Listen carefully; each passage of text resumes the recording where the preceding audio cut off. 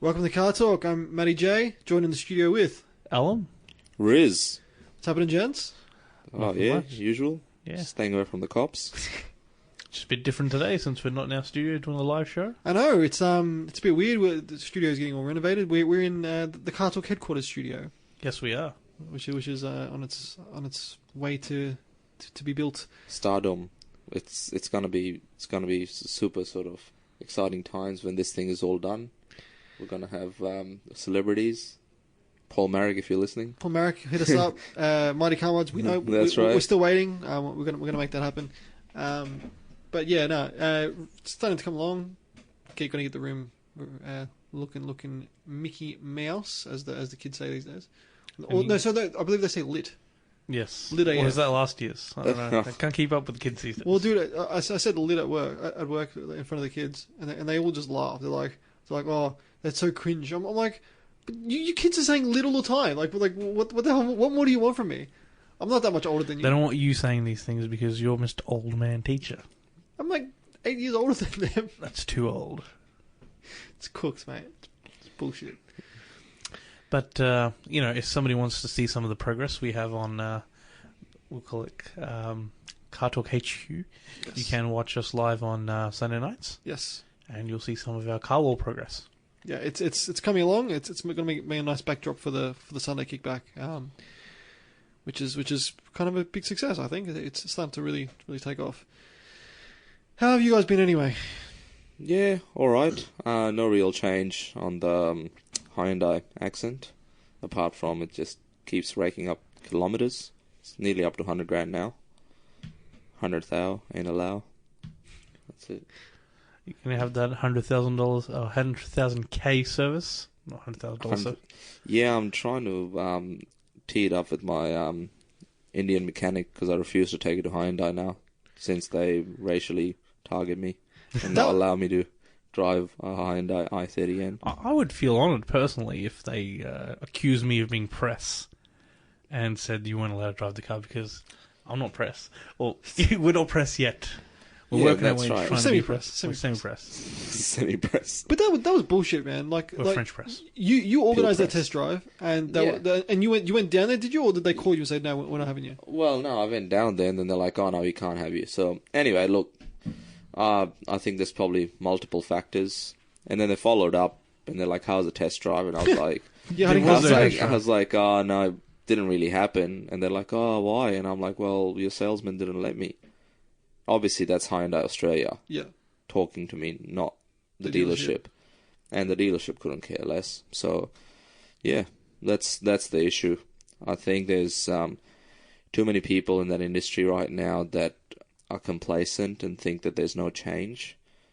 Change will come very, very quickly. So, yeah, I think it's they've got to give people better customer service. I mean, regardless of whatever car it is, whether it's a performance car or whether it's a standard car, you gotta if somebody's booked in for a test drive, you gotta let them test You drive. gotta honour it. And that's where these dealerships are they just don't care. So, yeah. Anyway, that still hasn't happened yet. But dude, honestly, what a crock of shit! Like that is that's absolute crap. I'm sorry, if you organise a test drive, you're there to test drive the car. Yeah, that's right. You've waited. You've given this car enough press on the show in terms of good rap. Everyone loves it. Everyone it would have been good for us to be on the show, but because you were seriously considering looking at one, weren't you? Yeah, exactly. And the other thing was it's funny because last weekend there's a Macca's next to the dealership, and I was there to grab some lunch, and I saw the same guy, this guy that rejected me from getting a test drive, or refused to give me a test drive. Same guy driving the i30N around the Macca's car park. And I'm like, dude, seriously? I know you work for the dealership and all the rest of it. This is the problem, man. The salespeople, unfortunately, are too old, have been there for too long. Young people don't last very long. And that means there's big opportunities for younger people to create products that are going to better improve sales experiences and dealership experiences, really. But I think we also have to push the idea that people need to test drive their cars. That's right. It's been quite a few years at this point, but one of my other last experiences at a dealership where I was trying to organise a trade-in for a brand new car, a brand new Triton. there was no word of a test drive. It was simply, this is the sale we have on right now. This is your car. This is kind of the red book pricing for it. The changeover figure we're looking at is this. Not, he was expecting me pretty much to hand the keys over. Yeah, hand the keys over, sign on the dotted line, get some finance organised. Never mentioned a test drive. So was he just expecting me to, take his word for it that it was a great car? I'm sure it would be an okay car, but does he expect me just to drive it once I own it? See, I think the biggest issue is they just want the sale. Yeah. And it looked good for them. I believe a lot of them work on commission.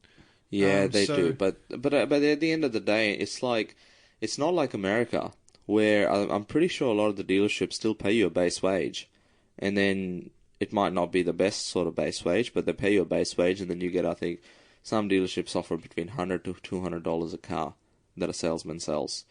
But it's their targets, right? I mean, it's their targets, whether it's 10 cars a month, 15 cars a month per salesperson that they have to hit. So, yeah, it's just interesting. But it's also very weird to look at as, okay, what occurs in a test drive? Yes, the customer or potential customer will, negatively impact the car. I guess he's using the car, he's using fuel, or she's using fuel. But they are also then experiencing the car. And in most situations, that'll be a positive impact on them. That'll push them towards actually wanting to buy the car, unless there's something seriously detrimentally wrong with the car. I mean, my brother's partner just bought a brand new Ford Escape, and she bought an X Demo, so it's got, I think, 8,000 Ks on it. Yeah. And look, she got it for an awesome price. Don't get me wrong; it's a lot cheaper than what it is. Mm-hmm. She got it cheaper. She got a Trend, so which is not the base model, but it's mid range, because the base model is Ambiente, I believe. And she got it kitted out like real nice. Okay, it's no top of the range, but she got that cheaper than what you'd get a brand new Ambiente for. She test drove the car. She went to a few dealerships and shopped, and she got the best price for her. Now, from what I know about demos is that they don't make money on those cars. No. So from what I've heard is that my brother was telling me when he went there, like Ford's actually not making any money on that car. That dealership isn't, especially because it was a car used to help sell to make money for other cars. So, I guess it's like a tester. Like if you go to a shop, you got to give one to let one be used by the people to say, okay, I want to buy that. Then they'll it's like a sacrificial lamb. Sacrifice one for the greater good. Yeah. The fact that you walk into a department store and they will be give you a spray down of a perfume that costs somewhere in the range of $80 to $200 or even more, and yet this is a car that you're going to spend $40,000 on. Big investment. And they're like, no, how about you sign that dotted line before we give you a test drive? That's ridiculous. No, it's bullshit. Yeah, it's I guess that's something that, because it's still a closed door industry and most people don't understand that, I guess demos are sort of, the dealerships don't make or lose money on those. The fuel and all that you mentioned earlier, that whatever they use, that's got to be reimbursed. It's all reimbursements, or they can claim it like they claim everything else from the manufacturer. So there's no real loss to them. I mean, their excuse in the i30N's case is, we don't want to put any kilometers on it. But hang on, if I said I was just a buyer, and then they're like, well, you got to give deposit. No. And I'm like, well, how you have to put a deposit on a car you haven't driven? Exactly. And this is the thing. You don't know if you're going to like it. And that's the big thing, right? These people just don't understand that consumers don't work the same way. But then again, most people, if you're buying an SUV, generally they're not even bothered with test driving it. Most normal people, not car enthusiasts, they just won't even look at test driving cars. They just go and say, okay, well, I know for my family situation. Or I think one of the biggest trends that I'm finding by talking to a lot of people is, if I've got a Nissan X-Trail and my friend is looking for an SUV, he or she will more than likely get an X-Trail. Because they've seen it, they've seen me drive it, I haven't had any issues with it. So it's not like people are actually going out there and asking, hey, what car is right for me? Yeah. They're just saying, well, Riz drives an X-Trail, he's my friend, it's a good car. Yeah. Then, I'll drive an X-Trail, I'll buy an X-Trail as well. So there's no rationale behind the way people think. It's such a closed-minded kind of... You're hamstringing yourself. you've got this open market. We've got one of the more creative markets, I guess, for cars in Australia. We've got Definitely so many manufacturers, so many different cars available. Spending a little bit of time having a look around can show you just, how many different options there are, how many things that you didn't know you needed in a car that are included in a car. If you're just going off one of your friends has a car and you sat in that car sometimes, that's not enough information to be thrown down $40,000 to $60,000. But see, that's why I think SUVs are making such a big sale now, because people are like, oh, they got like it's like a 4-wheel drive, but it's not a 4-wheel drive, they look funky and they're high. But a lot of people that buy SUVs have never driven SUVs. Yeah, and it's legit the fact, like, they're upgrading from, like, your standard cars like Corollas and Mazda 3s and some even smaller, like your Ford Fiestas and stuff. That's what they're upgrading from.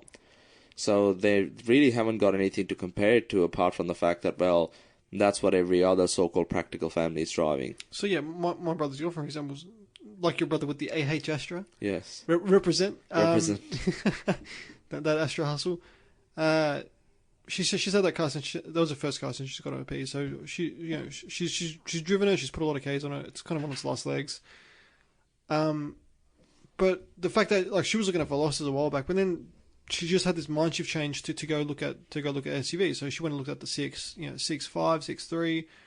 Didn't like them compared to the Escape, which is really an old Cougar anyway. Yeah. And the fact is, like, oh yeah, you're sitting high. It's got a punchy engine. That shouldn't be what sells a car. Well, it's the thing, like, there's no. It's an ego thing. I'm sitting up higher than you. Well, no, it's not even the ego thing. I think it's the decision making process that people have, and regardless of, we can probably think that that's not the most logical way of selecting a car and not really knowing what else is out there on the market, but I think people are simple. Yeah. Most people are simple. They're just like, well, I just need a car to do this and that. And if my friend's got it and it's doing it for them, or my family members got it, that's what I'll do. And that's the key thing, I think. That's why Toyotas sell the way Toyotas sell. Like, apart from the so-called reliability or perception of reliability, they and the marketing and the branding that they do, but the rest of it, the product isn't. The new ones will be good. Yeah, the new Corollas look sick. But then the last generation of whatever's still been the best seller, they're still selling, but their people are still buying it because it's just a perception thing, right? And it's just like, well, my friend's got a Corolla and it's never broken down on them, so I'll buy a Corolla. It's the same thing. Like, with Corolla owners, territory owners, people that bought territories, bought another territory and bought another territory. That's right. It's the same thing that, if it ain't broke, don't fix it. Just keep getting another Corolla, even though the Corolla is one of the most boring cars you can get in the market. It's still, it's a safe bet. It's reliable. It's going to get you from A to B. It's going to do its job, do its purpose, without any flair. But it's still going to work. And it's a whole perception of, I know it's going to work. Whatever. I think that's what people with SUVs are trying to achieve. I've got that ability to go off road.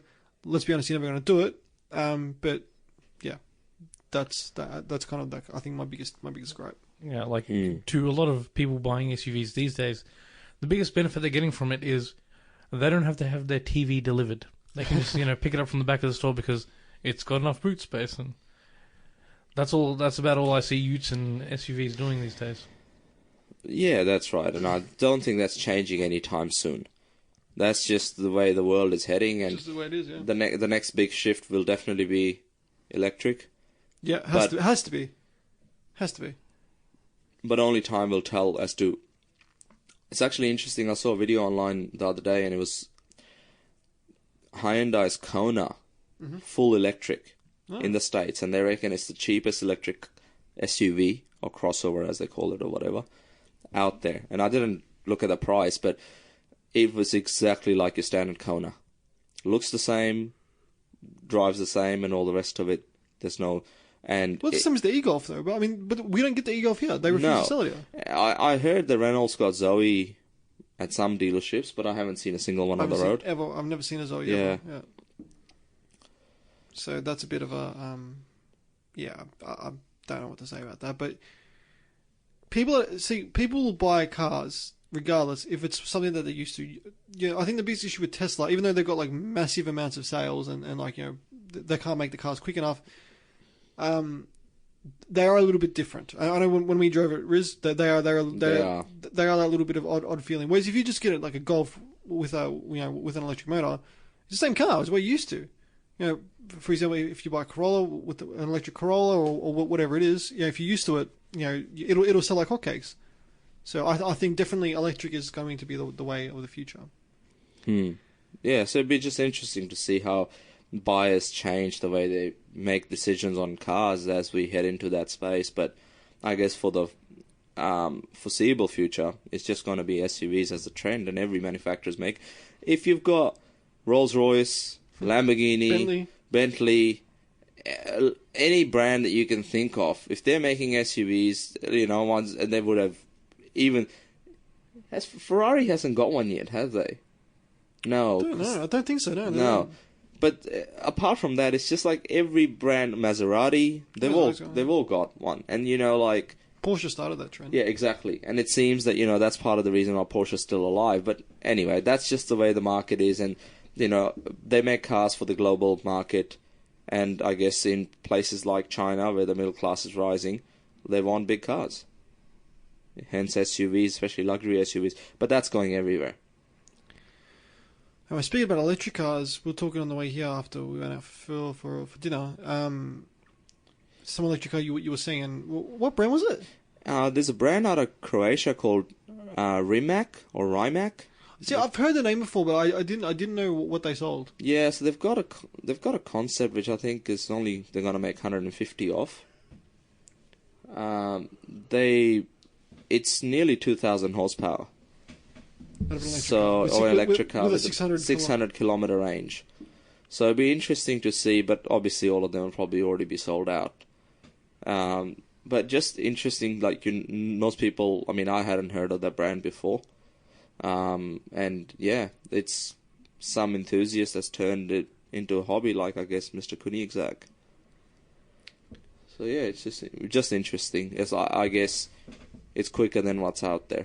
Yeah, it'd have to be. I mean, with 2,000 horsepower, it just shows like how quick electric technology is rising.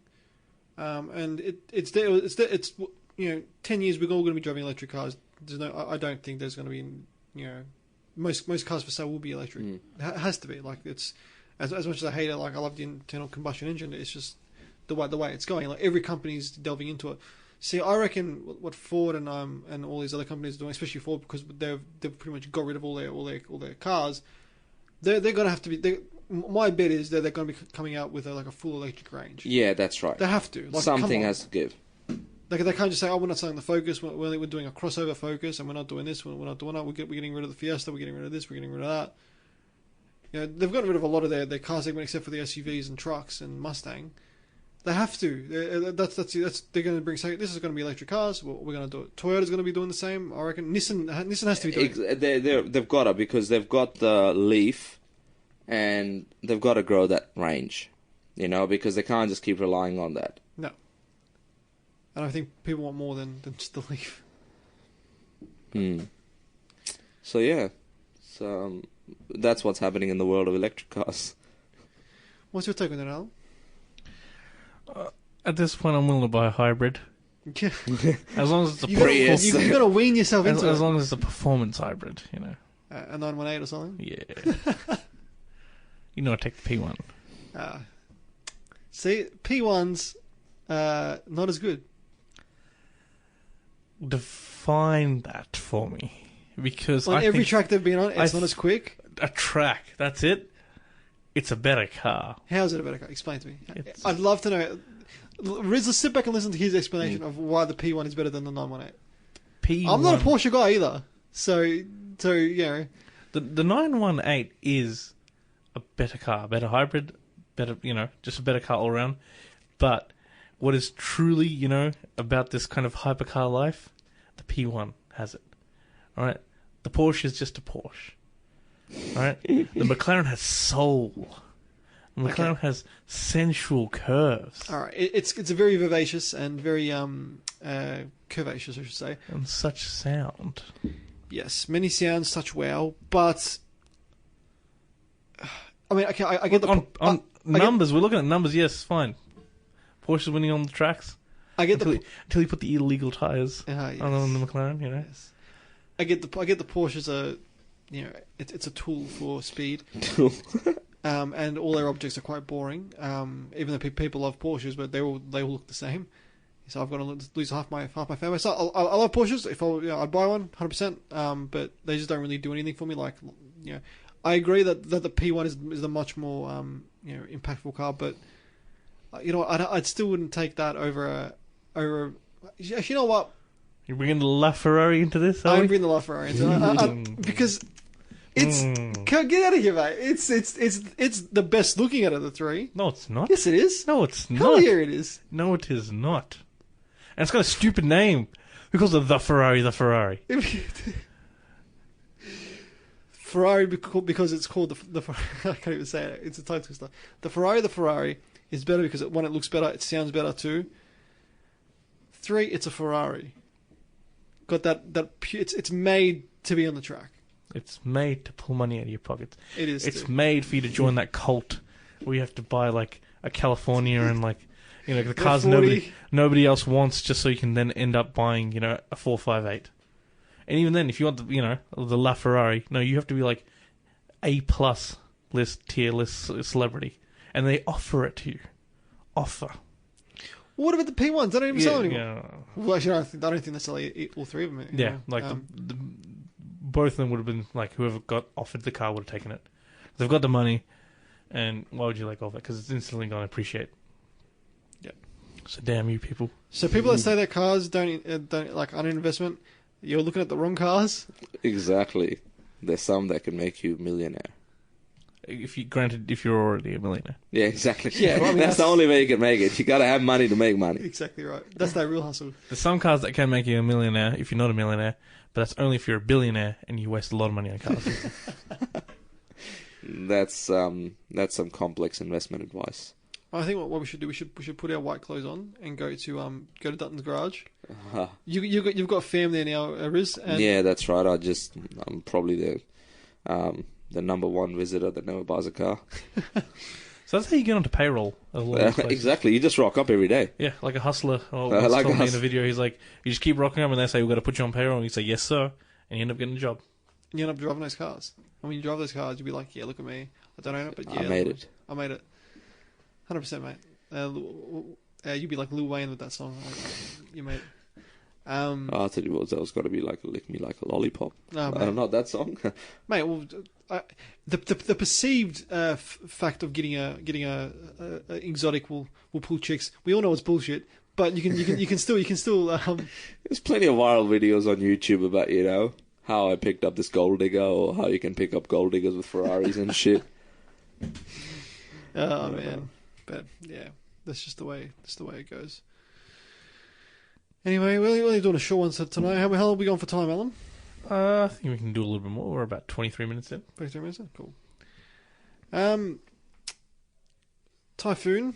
Actually, sorry, a Merc update. It looks like it's definitely the fuel pump, which is going to be a bit of a pain because you're going to move the back seat to get to it. It's one of those, just like the Rexy. Yeah. So it's like right behind the or right, I should say, right under the back window. So looks like it's going to be another pump job because it's already had them done before. So when they were done, were they brand new pumps? Brand new pumps, brand new Bosch pumps. So if they've gone, do you get warranty repairs on those, or?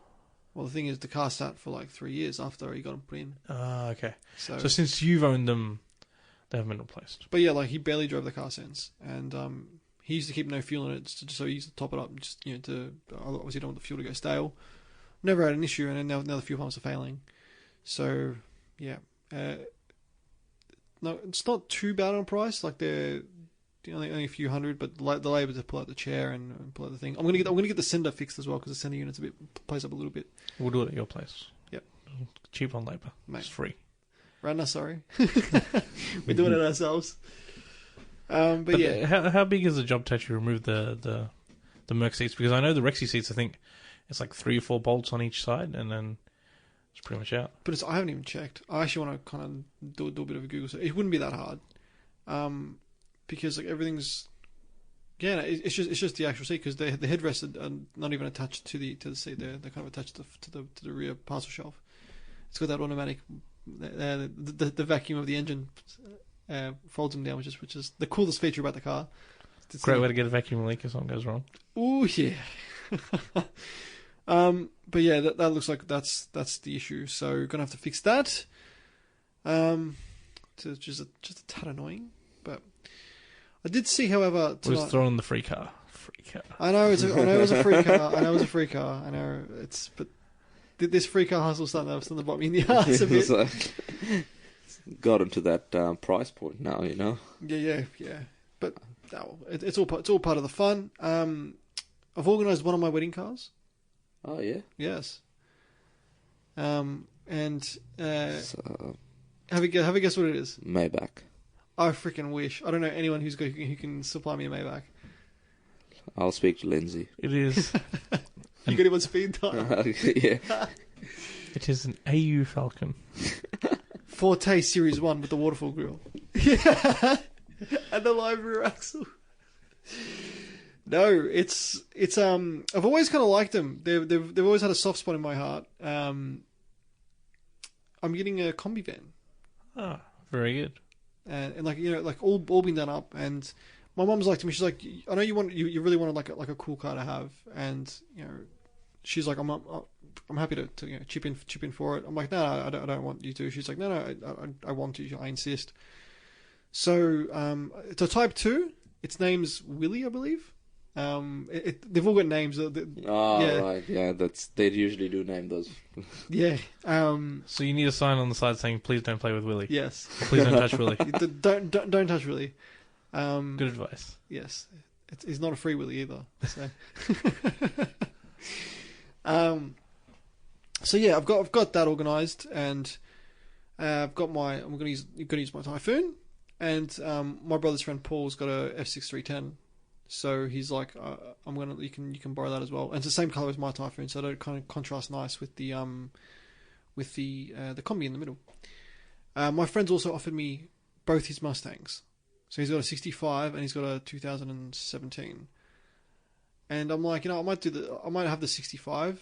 Just to be there. He's like for free. He's like, I'm happy to just bring it. I was going to bring it on the day anyway. So, yeah, I reckon it'll be a good mix of old and new. Yeah, don't want a new one there. There'll be too many crowds. Yeah. It might just go into them and I mean, there's going to be a lot of people there, so I can see at the front of the church, just running people over. It's alright. It's just a Mustang thing. But yeah. So I've got that all organised. So. Now it's just about planning who's going in what. I was thinking that maybe the girls get picked up in the combi van, and we go in the guys go in the F6s and the Mustang, and we go to the reception and to photos in the combi van, which would be kind of cool. So, one, I want to survive. I don't want to go on a Mustang to a reception because there was a lot of people there. No, if you go on the old one, there's not enough power to get you sideways. With the combi, it's just not going to move. So. I believe it's a twin carb though, so yeah, bit of extra power. Get that flathead out, so always in your pocket, just ready to tune. Just open it up a little bit more. So yeah, it's something like I don't like limousines. Like I've never been a limousine kind of guy. My dad used to drive limousines, believe it or not, a while back. He used to be a professional chauffeur. But he's like, yeah, for weddings you got to have something cool. So combi vans, it's like.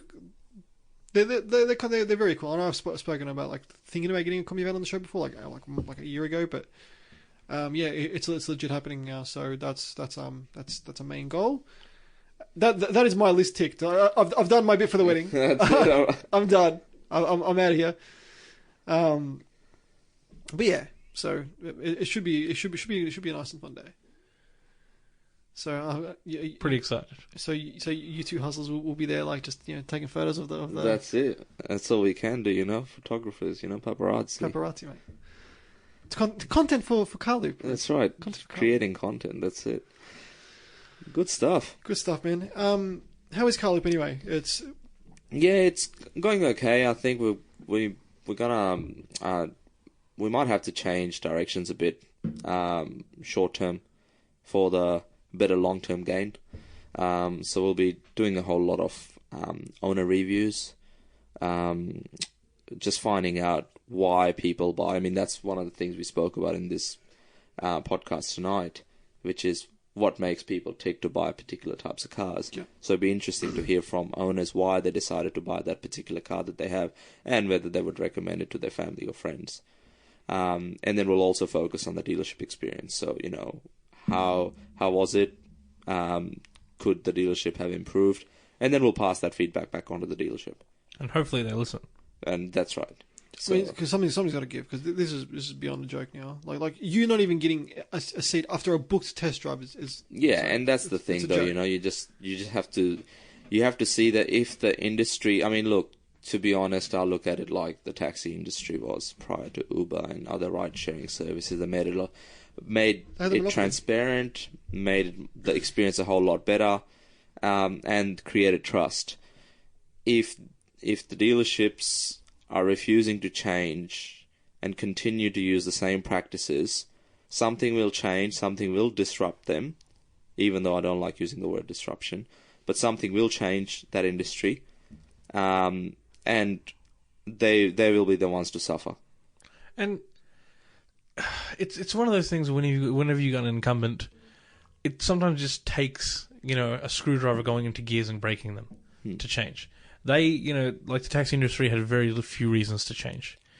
Because if they did change, most of the positives would have come to, you know, the consumers. Yeah. And why would they change, you know, if they don't see a large amount of the positives? Yep. Well, the amount of middlemen that were in that industry, you know, the likes of Cab Charge and all the rest of them, like, it's ridiculous.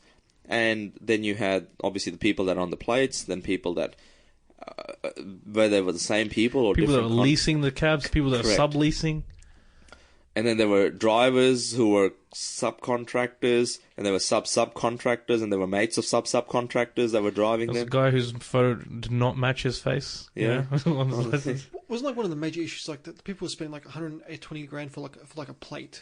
500 grand. It got to 500. You're kidding. Yeah. Not a joke. People, especially the Victorian Never government, make that money back. the Andrews government, when they announced the chops, they were protesting. Particularly people that had bought more recently. When they were told you get 100 grand for the first plate, 50 for the next, and none for the rest.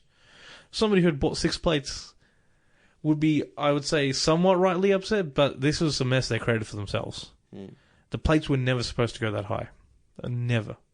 And so it's... How did they get so... I don't understand about this industry. I don't understand how it got so fucked up. Well, it went that high because the government... It's supply and demand. Yeah, right? limited plates, a lot of people trying to get in. Yeah. And, yeah.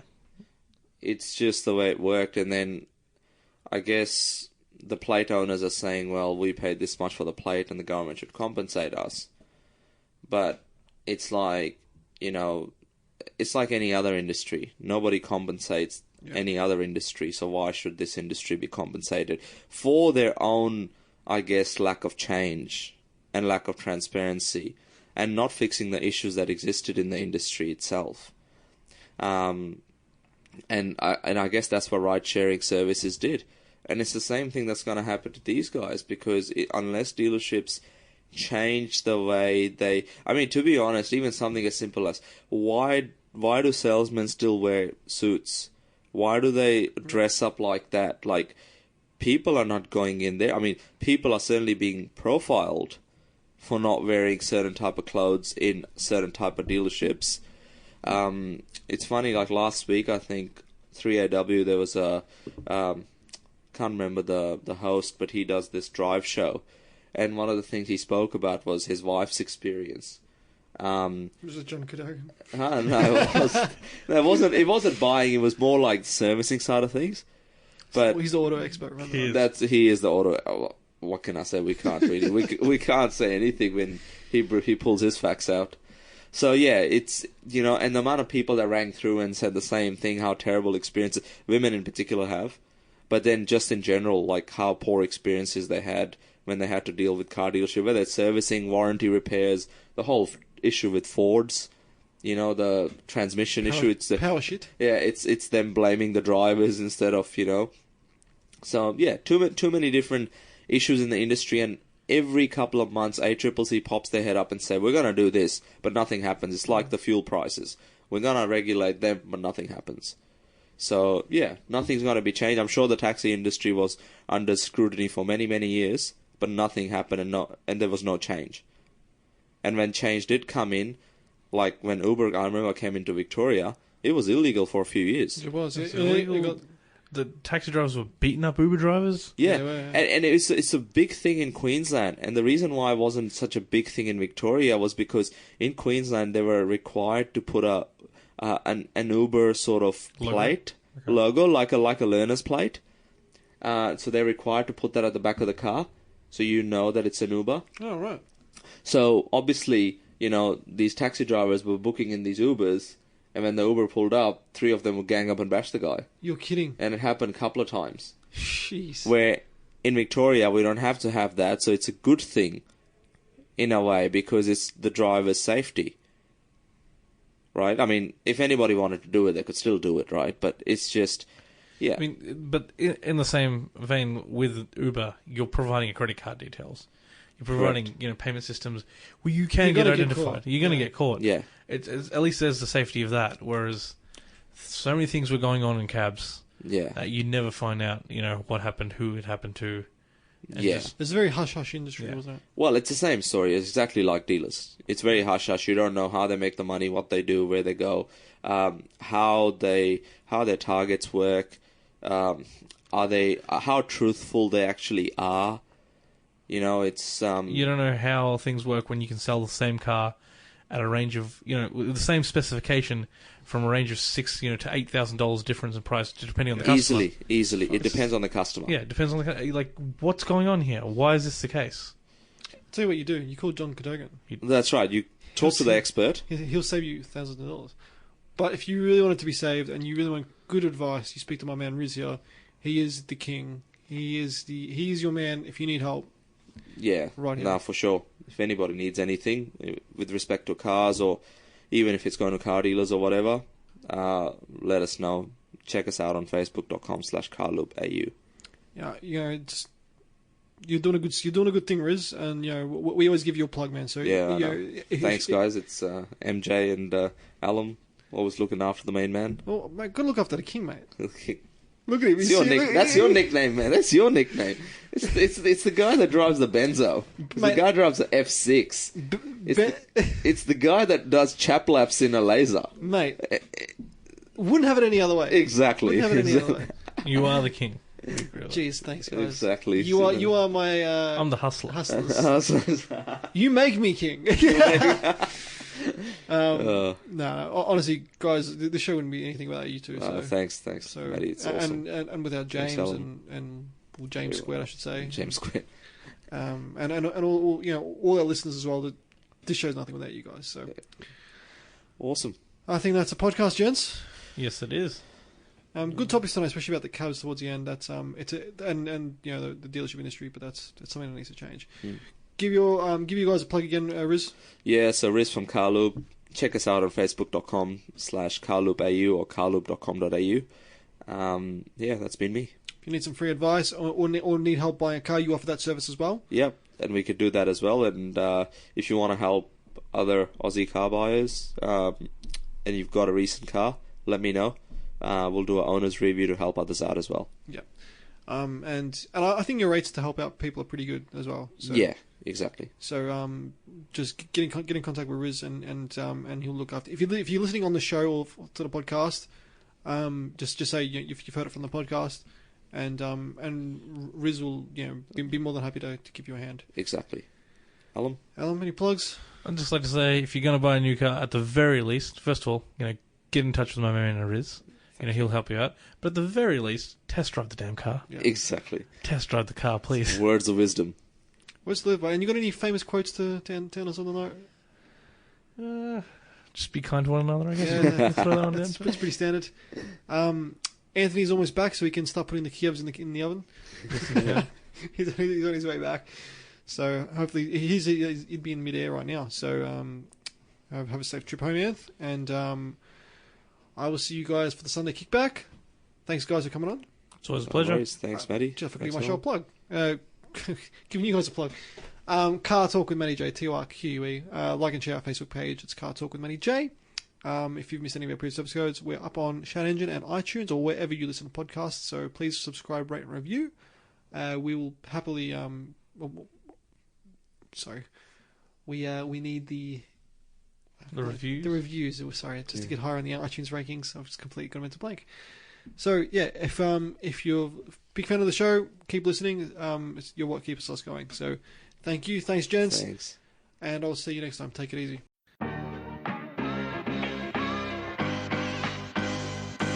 This is professional radio, gentlemen. And it's front-wheel drive. Scotty, have you got anyone you want to thank? Just myself. And now we do the after hours. Dun, dun, dun. Gentlemen, what would you go for? Tastier Sandero. Okay, and because it's not a supercar. But it is. It's not. Automotive perfection comes in the form of two letters, A and U. Long live my LTD!